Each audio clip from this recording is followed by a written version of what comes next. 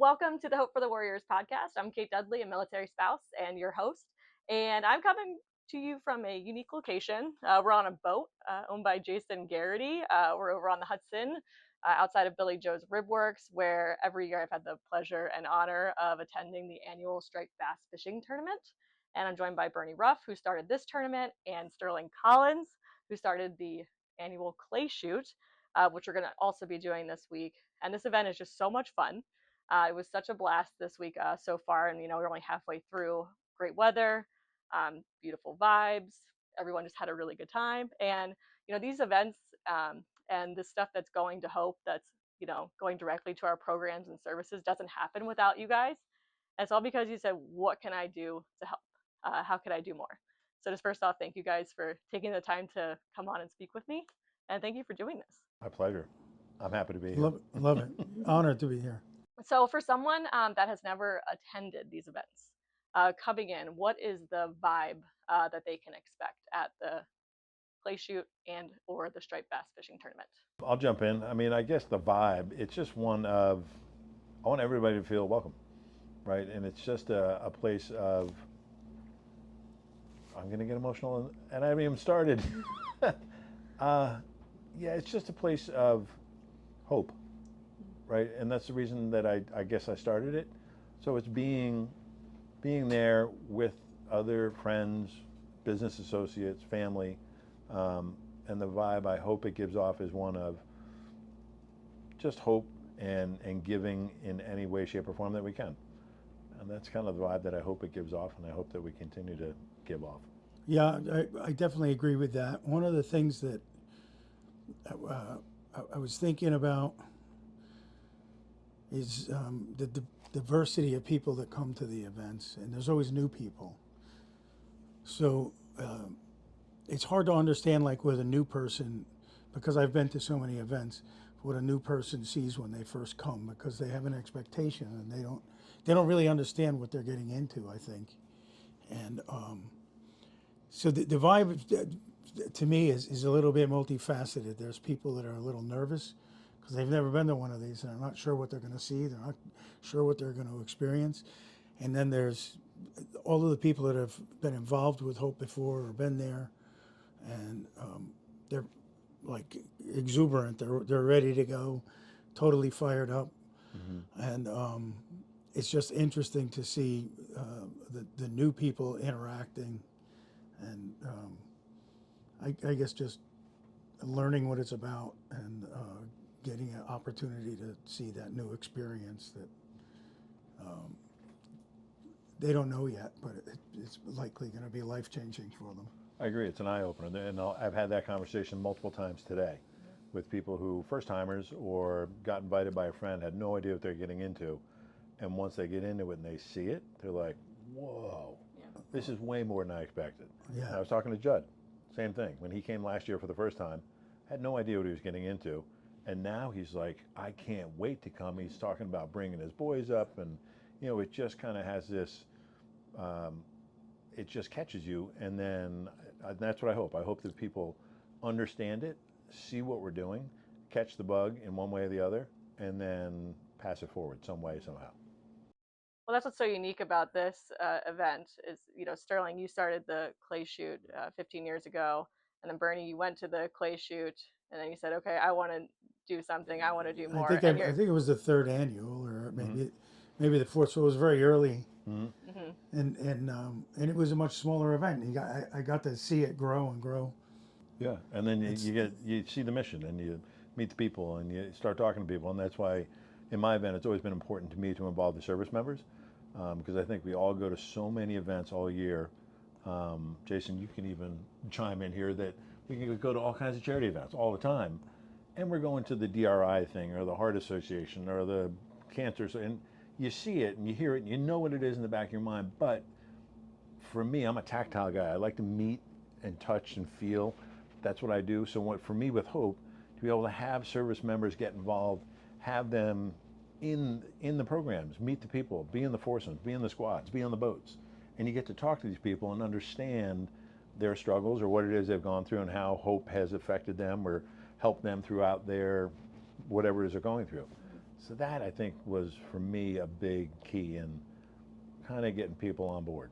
But you just brought up a really good point. And for those that are listening that don't exactly know what this is, the striped bass fishing tournament, it's veterans and all of these donors and all these people come together. They donate their boats, they donate their time. The marina is taken care of. Billy Joe's Rib Works covers all these things. You know, it raises hundreds of thousands of dollars. All these people come together to get this experience, and then these service members go out with these captains that know so much, and they catch these striped bass, which are most of them are huge outside of the 1.9, Nine six, and a half nine, incher. 9.5 inch one that we caught today, which was thrilling. But one story stuck out to me that I talked to one of the veterans, and I do feel like he'd be comfortable with me sharing.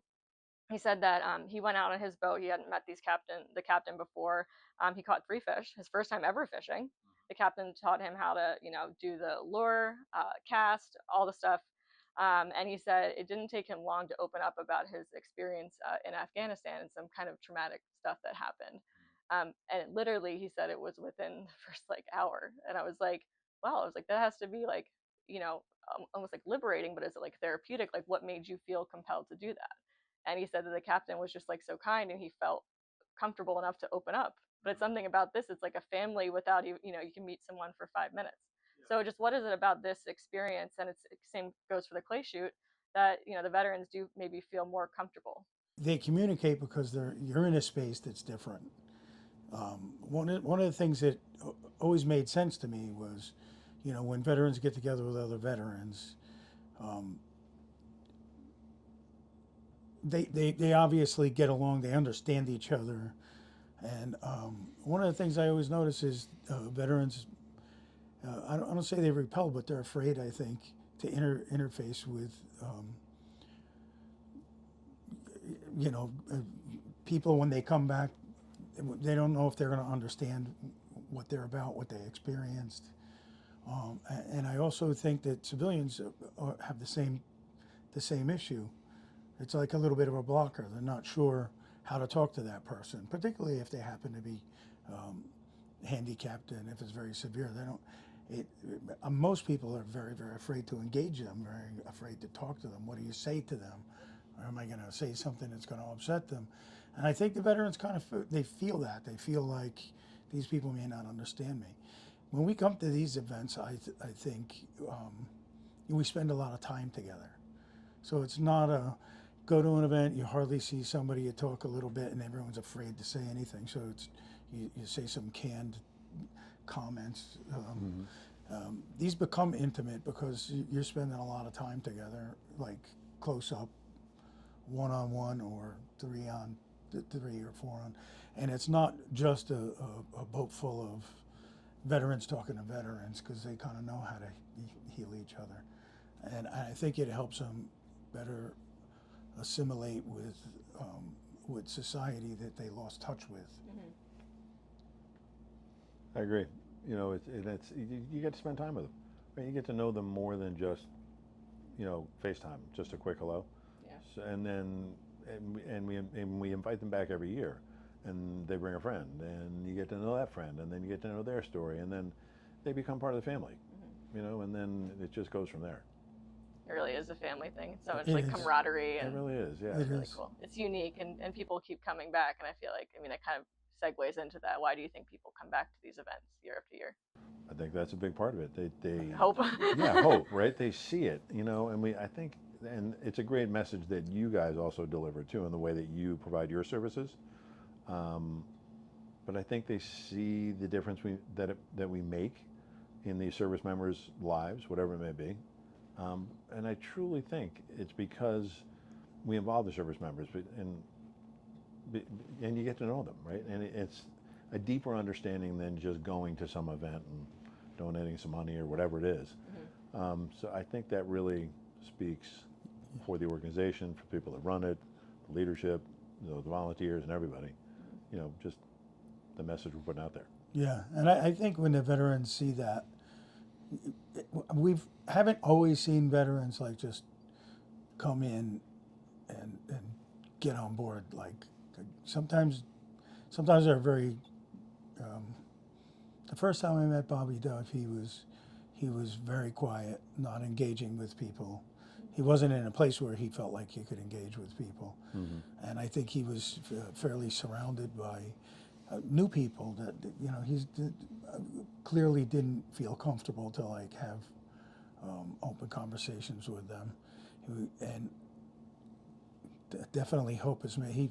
He said this very clearly, that people may never understand the impact that hope has had with him. Paraphrasing. But clearly, those experiences have changed him, and he's, in my mind, an entirely different person. He engages, I'm not going to say freely with everyone, but he certainly engages with people that he's had the opportunity to spend time with much more easily and openly. And I'm just using Bobby as an example because you know, I've had the pleasure and honor to be able to know him in a very, I think, very, hopefully a good way for him, and definitely good for me, you know, being selfish, but you know, it feels good to make positive impact, and that's, you know, not just for us, but obviously if we're doing good things for other people and making people feel comfortable enough that they get together and cleanse themselves of whatever it is they need to, I think it's ultimately like probably the most important thing we do. Sterling, I love that Bernie talked about Bobby Dove, who was here last year, and he caught one of the first fish of the day, huge fish, which And was the like reel fell off. amazing. Yeah, the reel fell off. The thing broke. He's, you know, doing it. He has, you know, with Complete one arm, malfunction. and he's, you know, it was amazing video, and just that smile on his face said it all.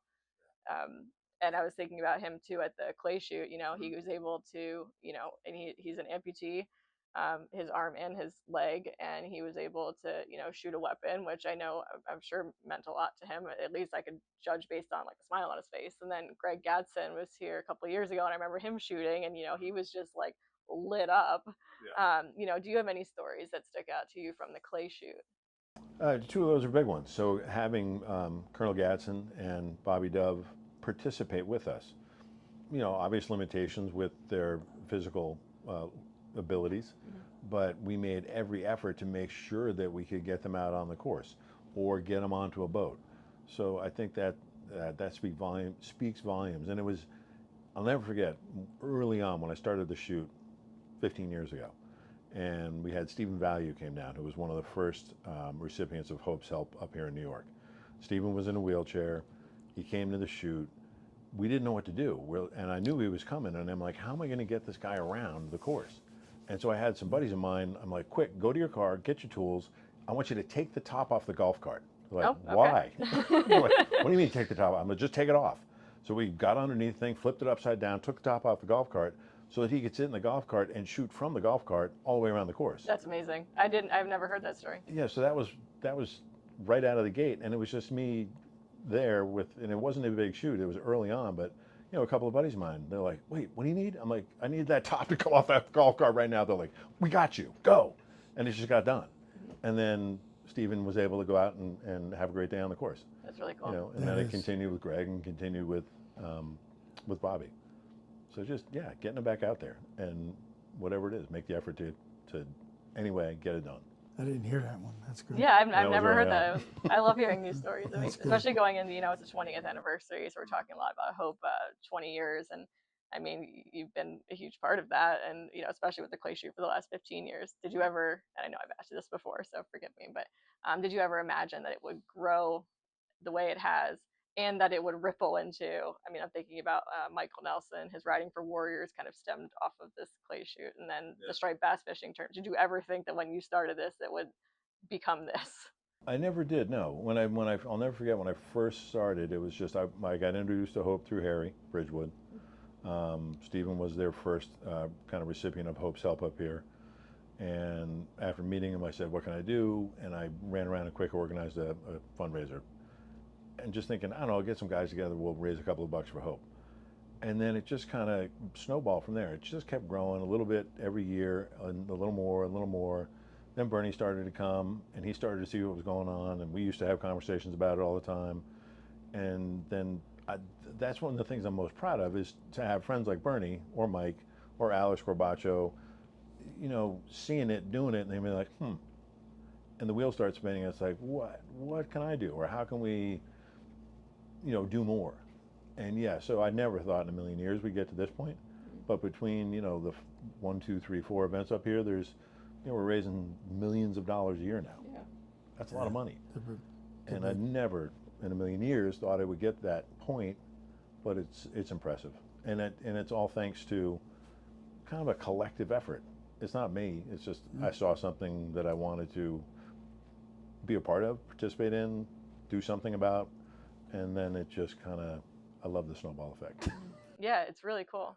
And I love that you encourage people at this event too. I mean, you had a great speech today about what's kind of, I mean, paraphrasing, but like, what's your passion? Like, do you want to do more? So I mean, you mentioned Alex Corbacho, and I'm glad that you said that, because that's Paint Sports Partners. They started No Obstacles on Governor's Island, which is an amazing event that's also raised millions from that stemmed from this.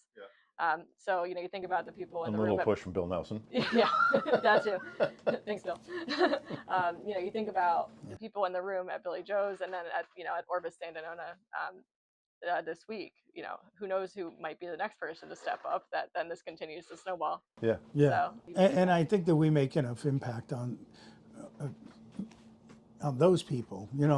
I mean, it's critical that we make the impact on the veterans, and hopefully we leave something better for them in their mind. But if we touch other people as well, then I think it's exactly what Stirling is saying. Is it can kind of snowball a little bit. It can expand itself by like tremendous amounts. I mean, today's event, like, we have 100 people here. Like 5 years ago, we probably had 40 anglers or something.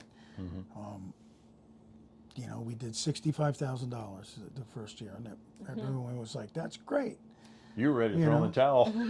I was like, 65,000. That's like, what? What are we doing? And this year we didn't do quite as good as last year, but approaching $300,000 every year is like, it's mind-boggling. Like, you can't think that actually would be able to happen.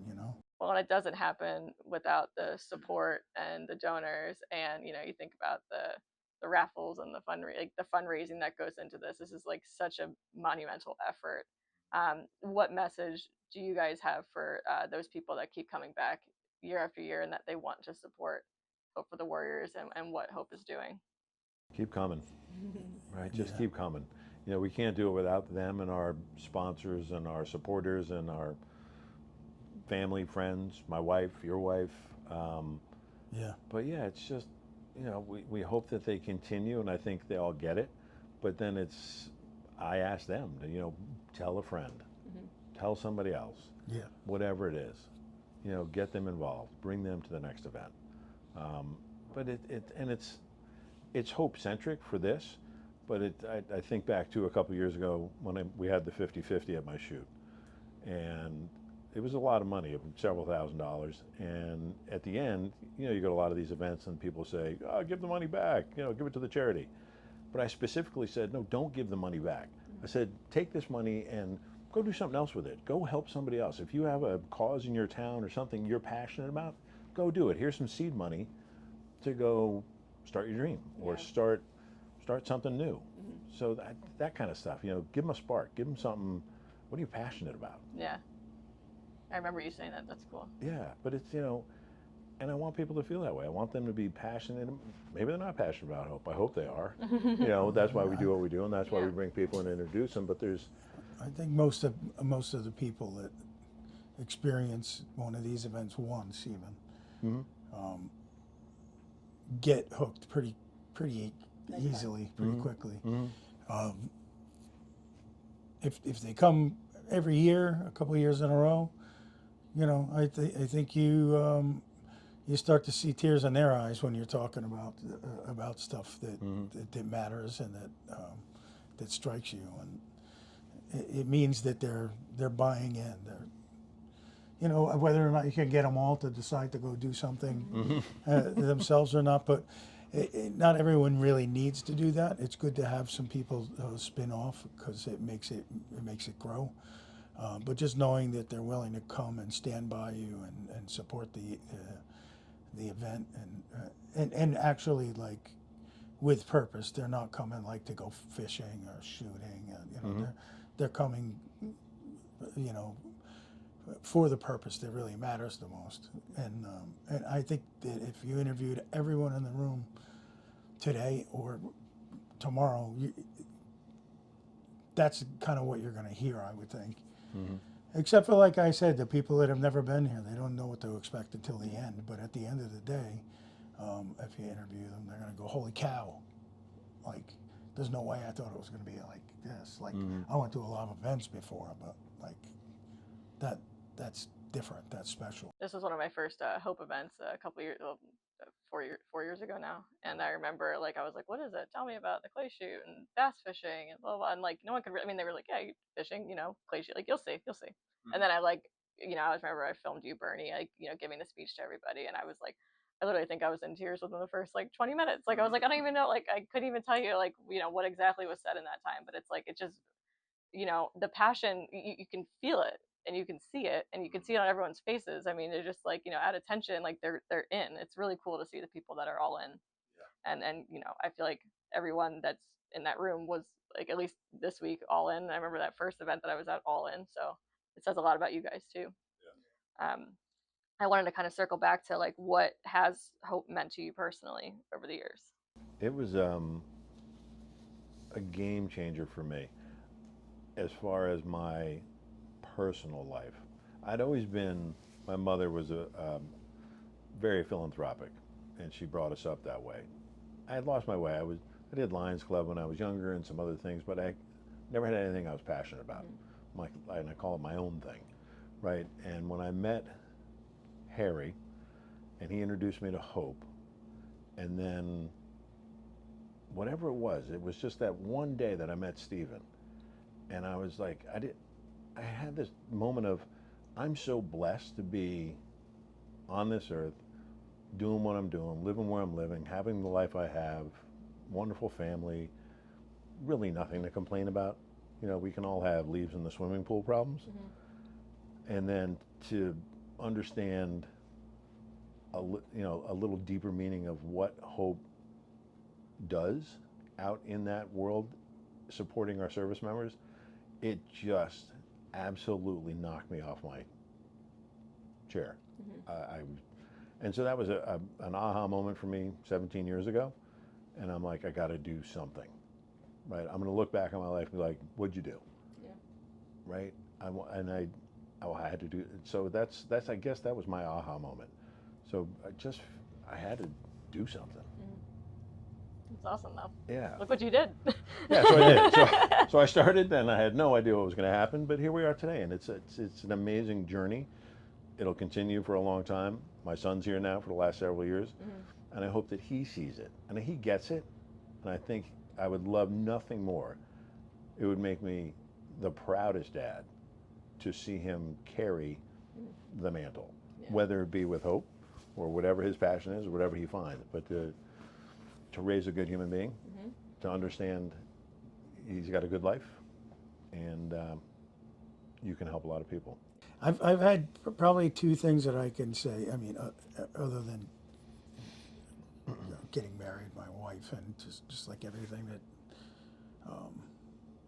Two things in my travels that have been somewhat life changing. Just kept me on better and straighter paths.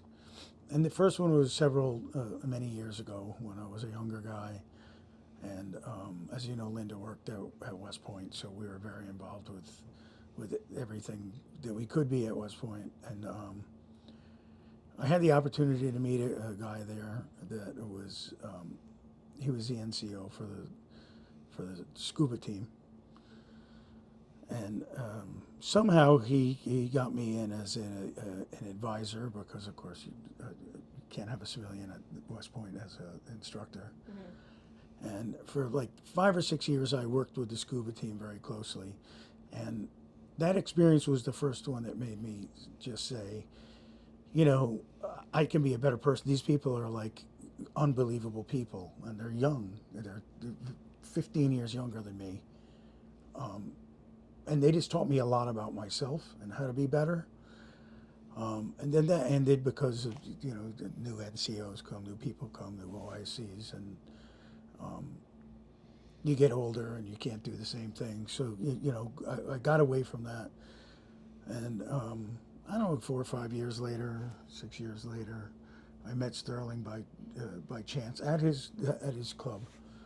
I got invited by someone to go to a shoot at his club. We started talking. It was evident that we did a lot of the same things. And Stirling said, "Hey, I got this shoot for Hope for the Warriors coming up like next month." So I went to it, and immediately I was like, "Hey, this is like brings me back a little bit to that. This is different, right?" And I started trying to fundraise outside just to add to his stuff, and that built every year until I realized, like, hey, I have a lot of people that are like working with me to do this stuff. And then it dawned on me further that, you know, Hope is coming up here. You're bringing celebrities up here, paying for overnights. And I said, these are sportsmen. These are people that like being sportsmen. What if we have 2 events that they can go back to back? I think they'll complement each other, and and there's an economy at the scale. You know, you're already here. You're already traveling. Why do you want to do 2? I love it. I think it's a great combo. And you know, I didn't just do it and say, "Hey, Stirling, I'm going to butt in on your thing." We had great conversations about it and how it would work or if it would work. And every single person that I met at Hope gave me the same kind of feeling that I had when I was at West Point. I said, these people actually make me a better person. They're such good people. It's just great people to be around, you know. And it's so easy in life if you're living okay, whether or not you're doing really well or you probably are doing better or might have an easier life than a lot of the other people around. And it's good to be humble. It's good to be humbled and you know, keep your feet on the ground and say, you know, I might just be the luckiest man on earth, you know, and then I have opportunity above and beyond how lucky I really am, that I can give to someone else and that I can make a positive impact on someone else. And just surrounding yourself with the character of the people in this organization and the other people that we meet, the veterans that we meet. You know, they're heroic, you know. It's extremely humbling, and it absolutely makes you a better person, which sounds incredibly selfish. But truth be known, it's part of the driving. You know, if you can help other people and you feel good about it, it makes you better too. And I think it's just better math. It's good humanity. At this event specifically, we announced, Bernie, that you are going to be the recipient of the Gary Sinise Community Service Award, which is an annual award we give out at the Got Heart Give Hope Awards. It's a tremendous honor, and it's all about patriotism and giving back and finding your own way of like paying it forward. When you heard that news, what'd you think about? I was extremely stunned. I did not expect Shock. that. And Linda, I'm sorry, you and your wife Linda. Well, I think you saw Linda's reaction. Yeah. She can be emotional very easily, but it is such an honor that it's, you know, it's cliche to say, you know, we're not deserving of that. There's so many people that are so much more deserving, which is true. But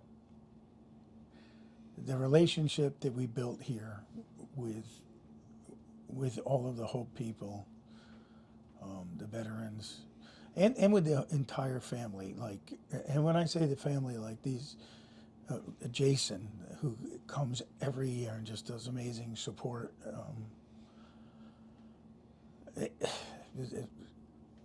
It's astounding, you know, and it's an honor that the people at Hope feel that way about what we've been trying to do. It's stunning. I'll be frightened to death. You'll be fine. Yeah. But you were incredibly deserving. Sterling, is there anything else you wanted to add to that? Yeah, no, when I heard it, I was absolutely thrilled because I couldn't think of any other two people that deserved it more, because you guys truly have jumped in with both feet. And I think you know that. And it's not only this tournament, you also have your East End Yacht Club tournament coming up in July.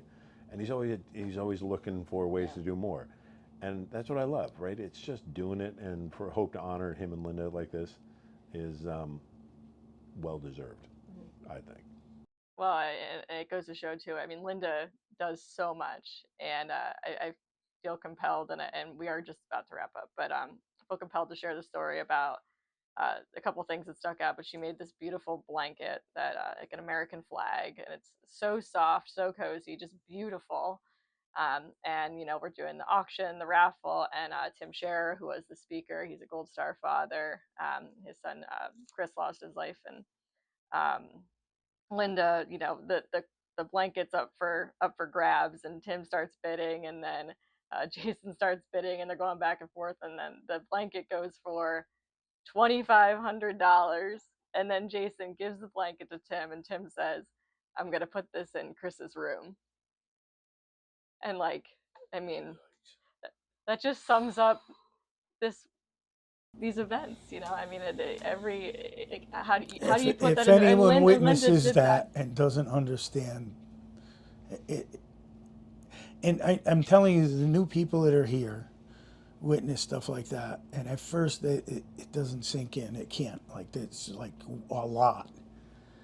They're gonna go home tonight and reflect, and they're gonna wake up tomorrow and go, "Holy cow! Like, what did I just see?" Like that. Mm-hmm. That's Yeah. dude, unbelievable. It's unbelievable. Like, So it's just those the moments. stuff that happens at these events is just like, Yeah, unbelievable. Did you catch that, Sterling? I did. Yeah. Yeah. I mean, how do you not? Yeah, it. But yeah, I don't know. It was incredibly, just heartfelt, right? One man to another. This is the least I can do, right? And we all know we're making a donation to Hope. So it's all going to a good place. It is. Yeah, but it's just a simple gesture that means a lot. And lastly, this is a tough one. But when you think about the next 10 to 15 years of these events, and this was a Danielle Rose special, I'm just saying, because this is, when you think about the next 10 to 15 years. The first thing I'm thinking is, like, am I going to be here in 15 years? What do you hope they continue to mean for the Hope community? Let me we can blame see. Danielle on this Yeah. one. Let me see when I'm 80 years old. Yeah, right. Let's go Yeah. fishing. When they're rolling you and I down the dock in a wheelchair. Yeah, that's a really tough one. Oh my God. But because it's such a hard one, it made me think a little bit about it, and I came up with the answer.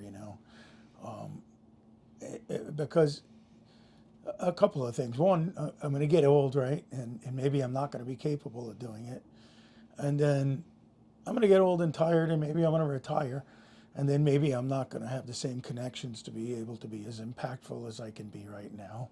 Thank God. So it was a quandary that I was thinking about because of this question, and I said, okay, I am going to find someone who's going to pick up the ball and make sure it keeps going and make sure it keeps happening, which is why this morning when we were talking, I kind of threw Alex a surprise ball because Last night at dinner. yeah, last night at dinner, I'm like, surprise, we're you're the heir, You're the first heir vice apparent. president. Yeah. You're the heir apparent because he's doing very well in our organization professionally. You're talking about Alex Aducci? Alex Yeah. Aducci. Okay, So yes. he will be in a position where he can create impact. And maybe if I'm not there anymore to create that impact, he can. And he can continue it because I don't see why my passion would ever dwindle other than my physical or financial ability to make the similar or same impacts that I'm currently making. Sorry, It's quite all right. Yeah, so the next 10 or 15 years, I mean, I'm only 60, so I could do it for another 10 or 15. But yeah, I just hope to bring in more people into the fold, young people like my son, so that we can again eventually pass the torch over to them, or they just pick it up and run with it. So yeah, I hope it continues. I hope we continue to build on what we've already created, spawn some more new stuff, and just continue to support Hope in the work that they do, any way we can. Yeah. Well, what started out as an idea has turned into years of impact for veterans, service members, and military families, and none of it happens without people willing to step up, give back, and bring others alongside them like you guys. To everyone who participates in a clay shoot or striped bass fishing tournament, whether you're shooting, fishing, volunteering, sponsoring, or cheering from the sidelines, thank you for being a part of the mission. Thank you for listening, and thank you for being a part of this. We'll see you next time. thank you. Thanks. God bless.